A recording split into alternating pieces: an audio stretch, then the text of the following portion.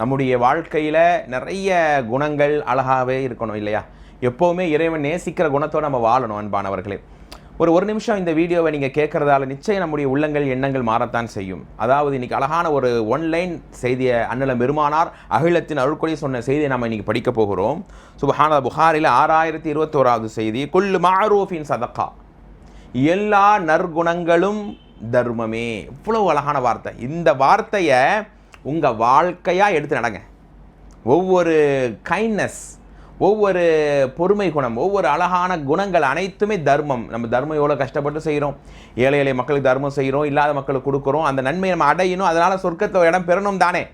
ஆனால் தோழர்களே, பெரியோர்களே, ஒரு நல்ல குணத்தோடு ஒருத்தர் நீங்கள் அணுகிறீங்க, ஒரு நல்ல கேரக்டர், ஒன்றும் இல்லை, ஒருத்தரை பார்த்து ஸ்மைல் பண்ணுறீங்க. இன்றைக்கெல்லாம் மனுஷனை பார்த்தா ஒரு ஒரு ஒரு அன்பே இல்லைங்க, ஒரு சந்தோஷமே இல்லை. உண்மையில் நான் பார்க்குறேன், ஏதோ தேவையுடைய நபர் வராருன்னா அவர் பார்த்து சிரிக்கிறதும் பேசும், இப்படி தான் நம்ம இருக்கிறோம். ஒரு ஏழை வருகிறார், ஒரு முடியாதவர் வருகிறார், அவரை பார்த்து நம்ம சிரிச்சா தான் என்ன.